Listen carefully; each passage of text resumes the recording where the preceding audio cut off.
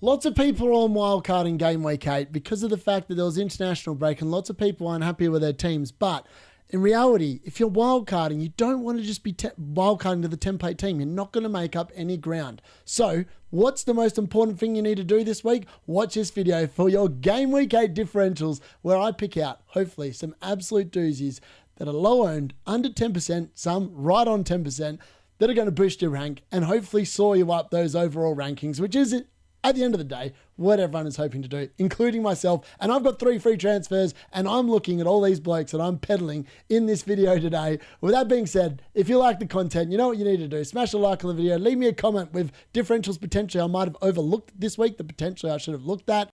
And let me know what you think of my 1 week punts.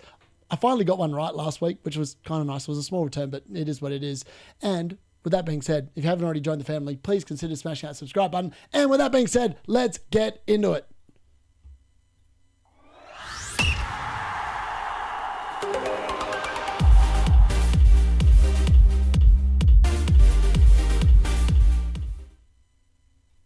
So differential notes for Game Week 8, and let's get into it, because I'm telling you, he might even feature in this video just because of the fact that I'm one of those people, you know, even if I don't like a player, I will talk about him.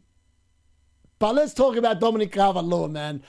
When you see what I've done with him later in the video, and look, my boys that follow me and subscribe to me know that I am a person that likes a bit of fun. I like having a bit of fun with players, with other managers, etc., etc. And look, I can tell you why people are going to talk about him. And I'm sure that Andy's going to mention him at some point because, let's be honest, Dominic Calvert-Lewin had a really good purple patch. I'm going to say it's about 7 years ago. It might have been less than that, but it feels like an age ago.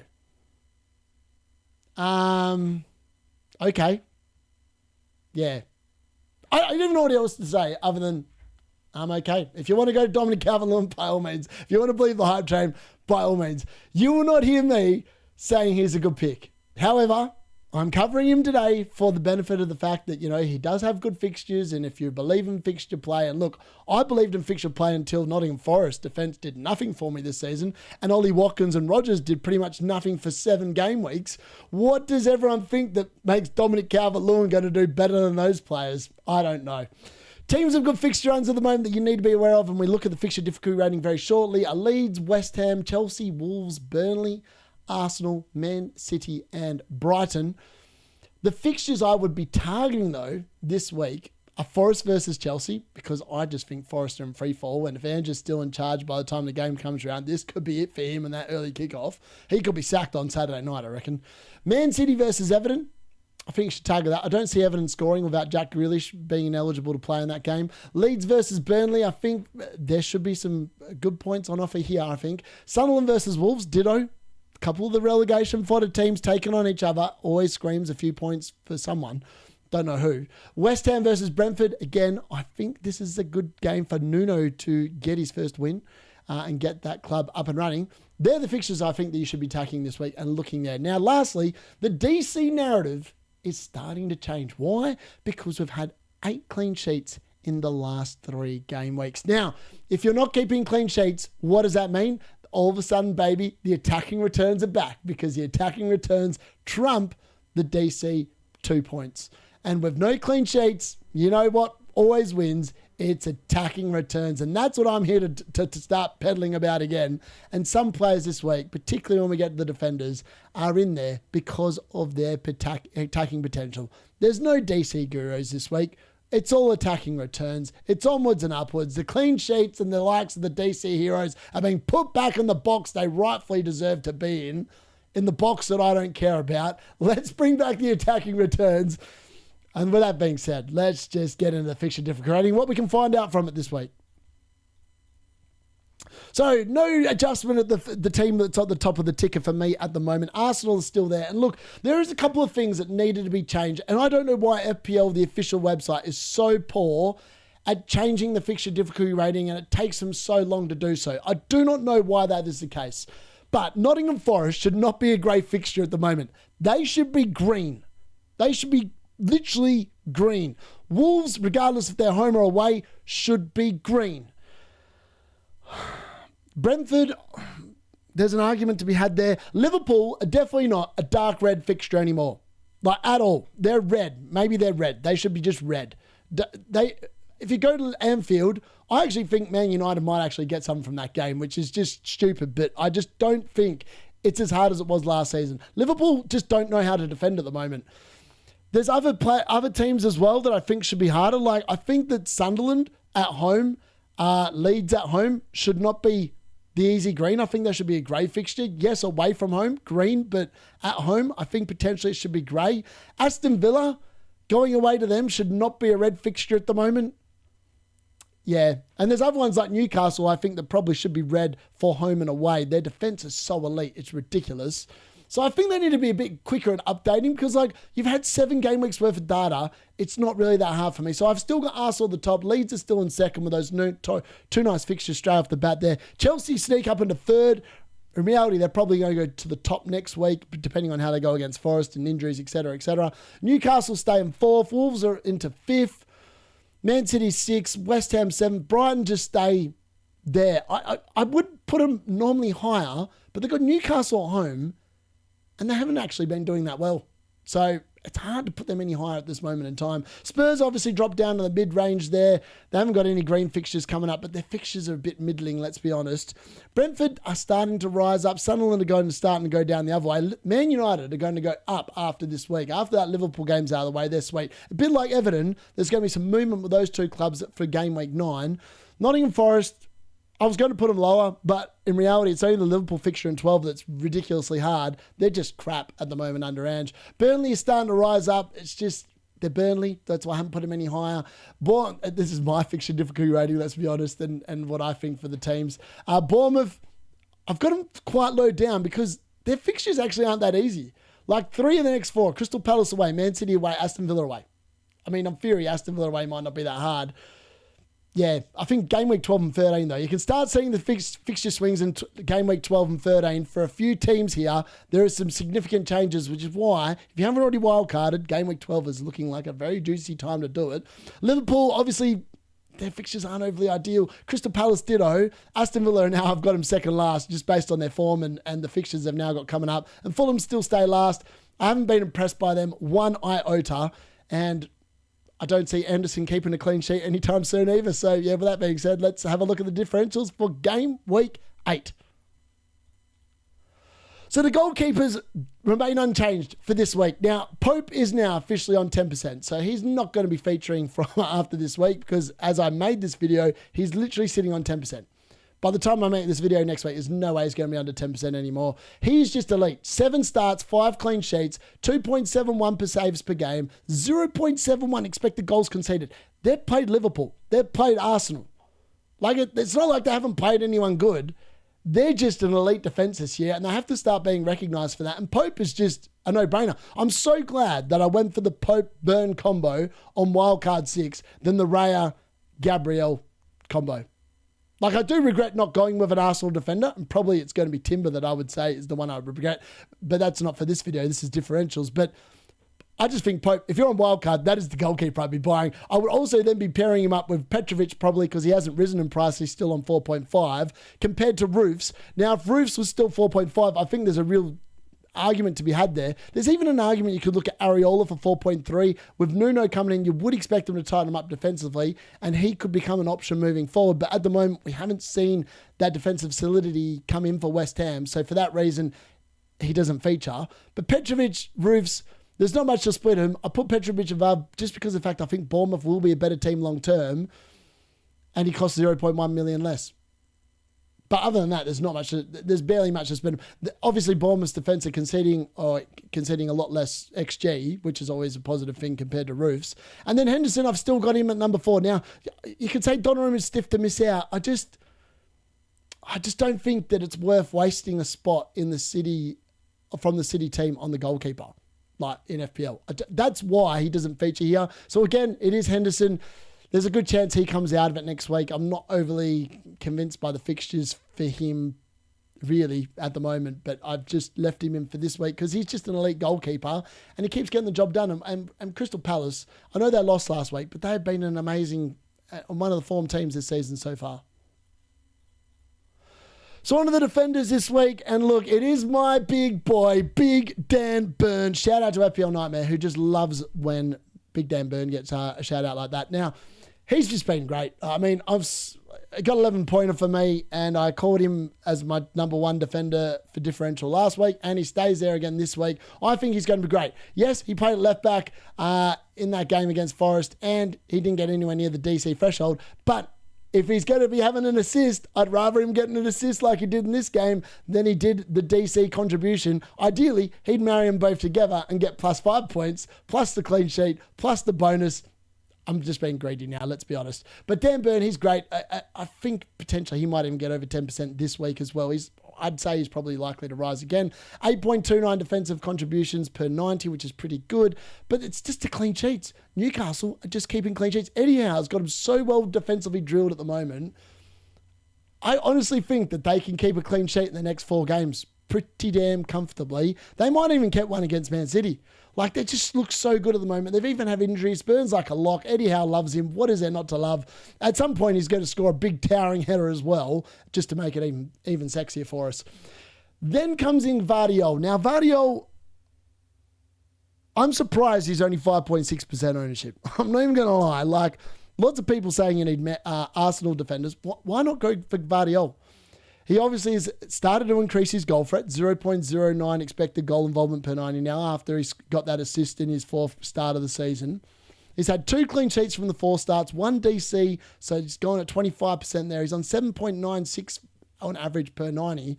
And since he's come into the team, 0.98 expected goals conceded per 90. It's obviously been helped by Donnarumma's arrival as well, I would suggest. I just think he's just brilliant. He's just a really good asset. Like, I'm toying up at the moment this week. I buy a defender, right? And there's Timber versus Vardiol. Now, I think Vardiol starts literally every single game for City. The only problem is I've got 3 Man City at the moment, so that would require me to sell one of them in order to bring in Vardiol. But there is a world where I just do it because I think it makes a lot of sense. And like, yes, I know I'm betting against Arsenal, etc., but like the fact that so many people have got him, there is a chance there that if I read it right and I get it right, I can make up bulk points by picking other players. So look, Vardiol's definitely someone that you should be thinking about, regardless of whether you want to bring in Timber, Gabriel, etc., He is a very good option, very good player for Man City. Then comes the 2 players that I wanted or wished I'd started with. Well, I'd started with Juve. I wish I'd started with Trafford or Senesi. They've both been great. They've both been very good value for what they offer. Juve, 4.4 mil now. Under Nuno, he got his first lot of DC points, which is no coincidence. I think that's highly likely to increase. He's now up to averaging 6.86 per 90.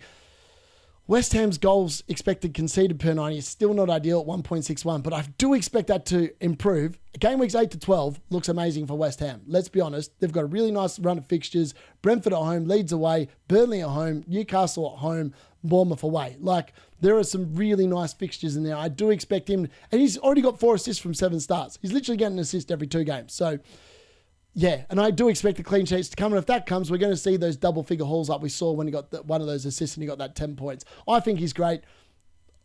I'm kind of tempted to move one of my cheaper defenders back to him because I just think he's going to be good under Nuno, and Nuno's going to improve him massively, I would suggest.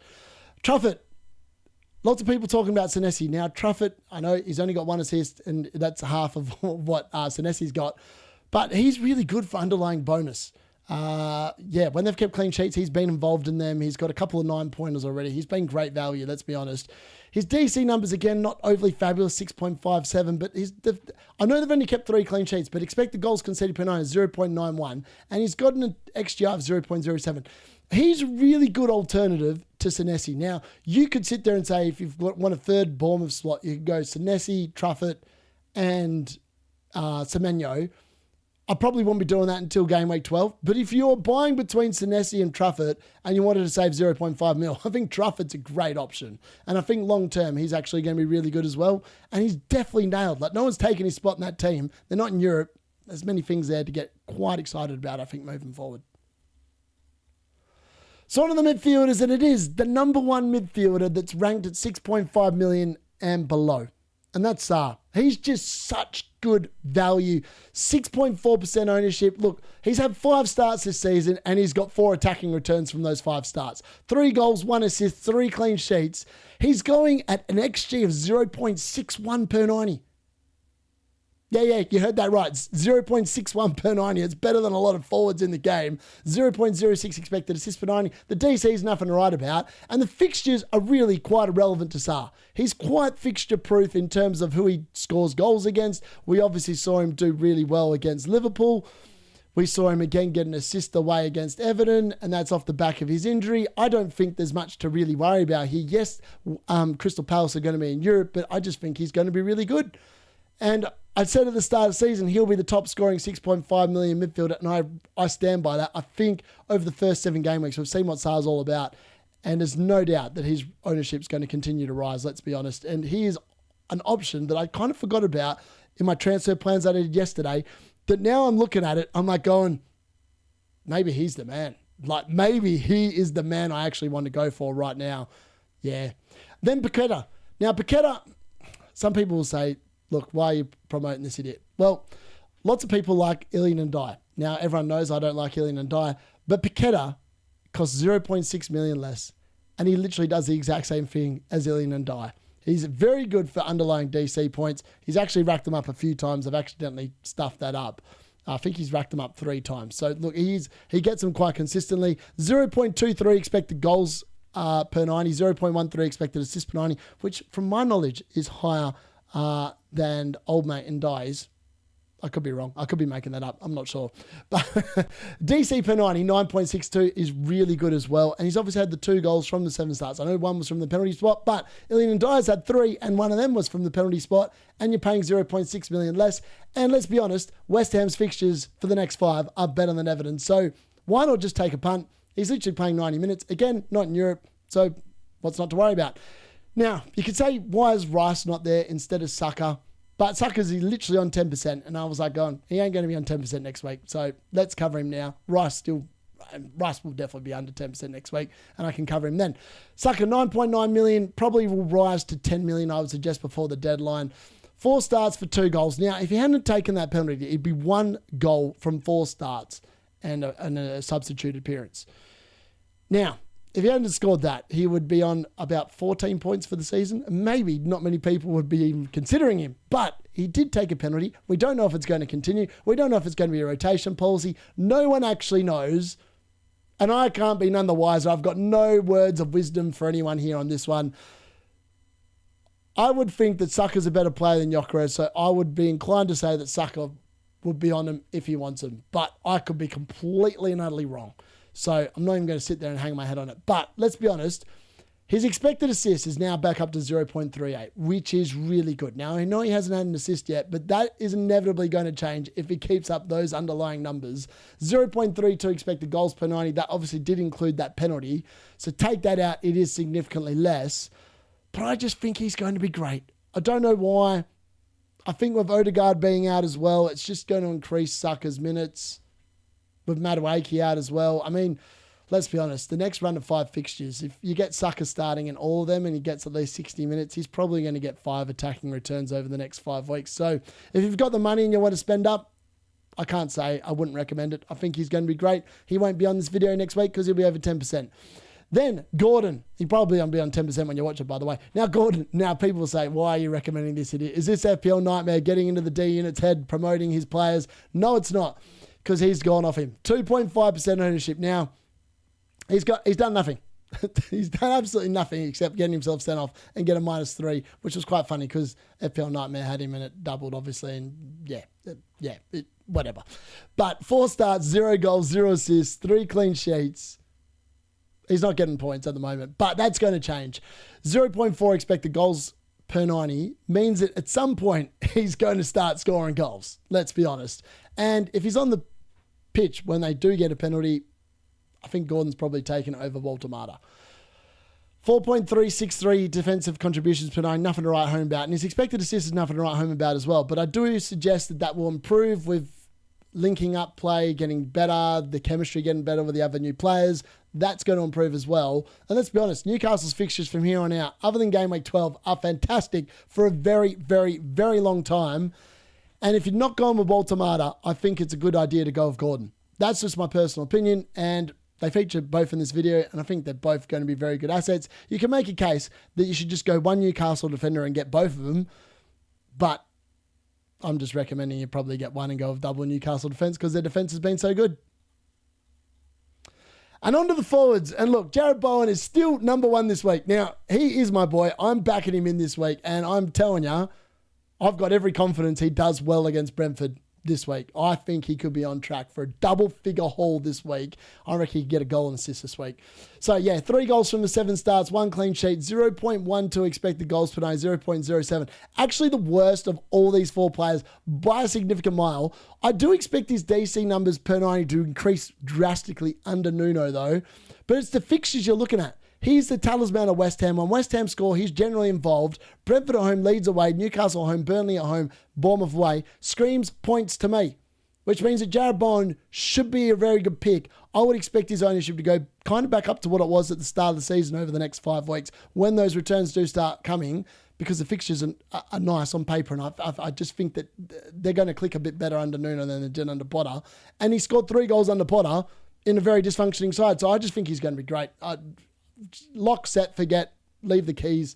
He's going to do the business, I think. Mateta comes in at number 2 this week. Now, he's only got 2 goals from 7 starts, which has been highly disappointing for the people who've already got him.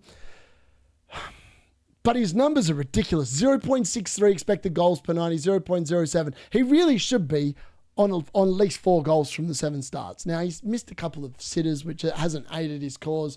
But he's not that kind of player that will consistently miss those sitters. So I think he's going to be great. Again, outside of the Arsenal fixture in Game Week 9, I think even against Arsenal he could score. Provided he stays fit, he's going to be good. He's going to start every game. He might not get the same minutes now that they're in Europe and that those games are going to build up, but I just think he's going to be great. So yeah, why not go with him? I mean, he's a great asset. I really need to get some Palace players in my team as well. Walter Mata comes in at number 3. 7.2 million is up to now. 9.8% ownership. Good chance that these 2 don't feature again for a while.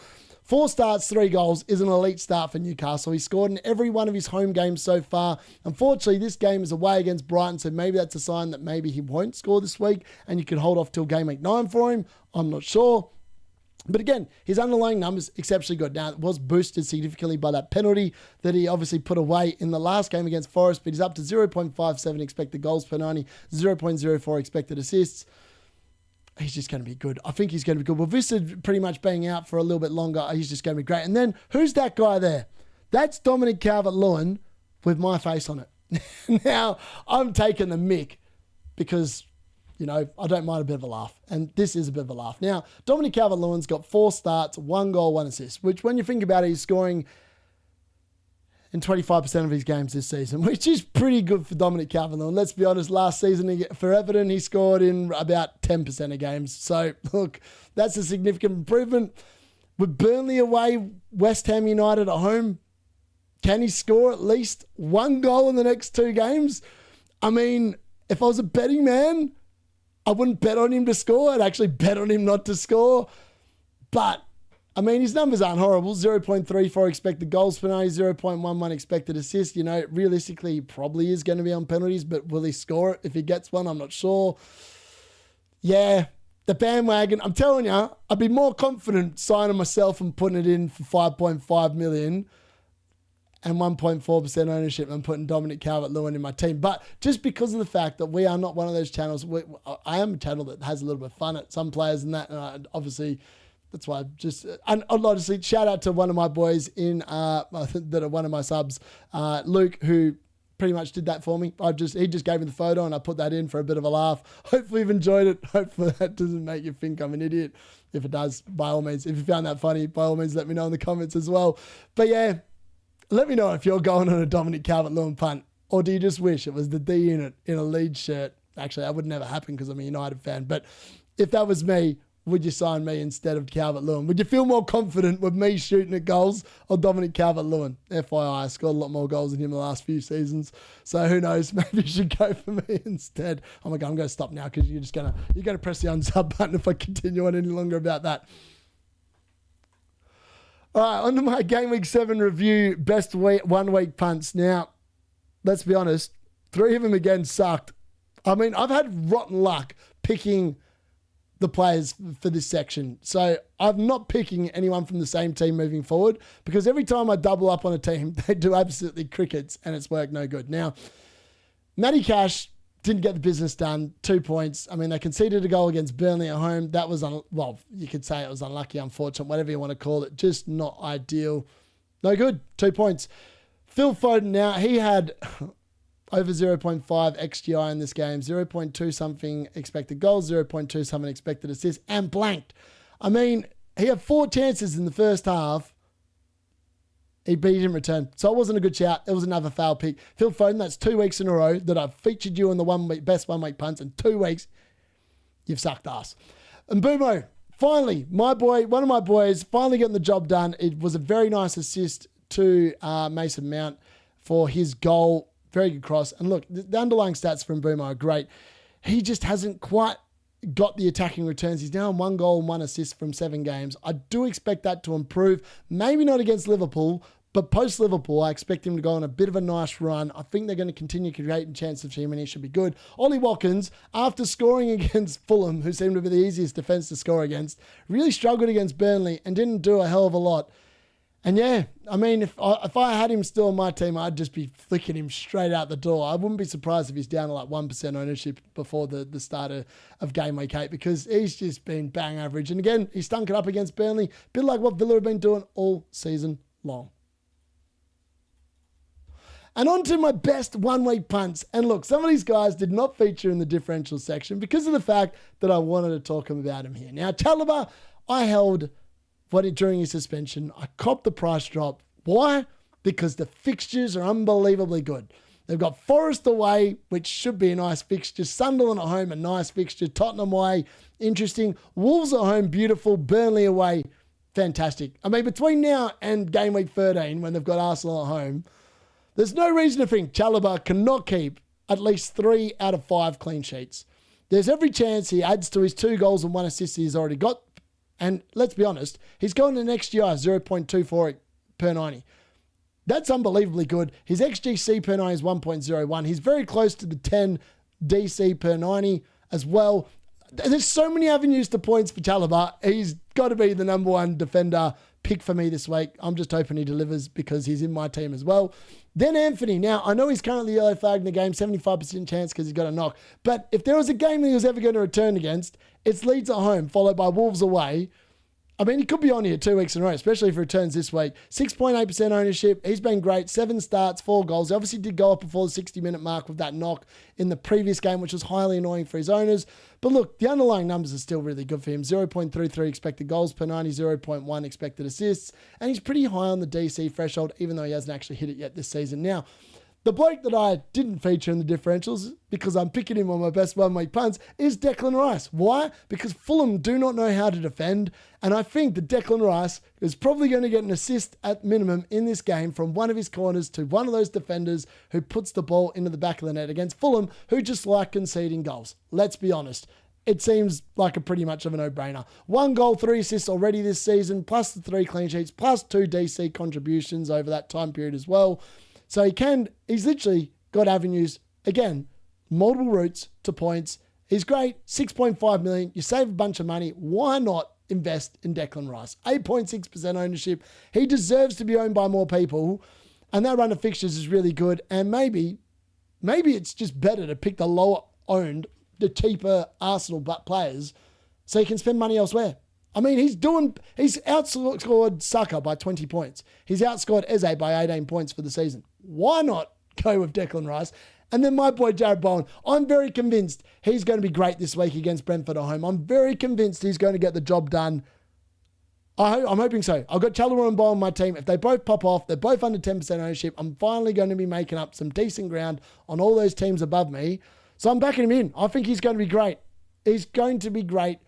He's going to get a goal and assist this week. He's going to get like an 11-pointer or something like that. I just got a sneaky suspicion this is the week where Jared Bowen delivers on the faith I have been showing him. I think he's going to be great. Let me know what you think of my best 1 week punts because, yeah, that's them and hopefully they all go big for you if you invest in them this week.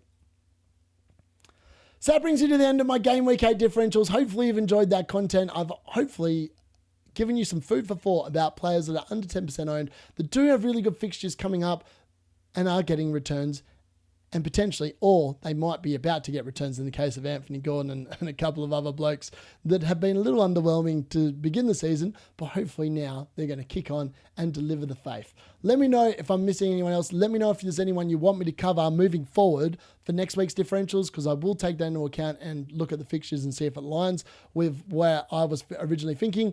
Again, if you've enjoyed that, smash a like, leave us a comment, and if you haven't already, smash that sub button. And with that being said, I'll see you tomorrow for transfer tips. I've been FPL D-Unit. Have a great day. See you later.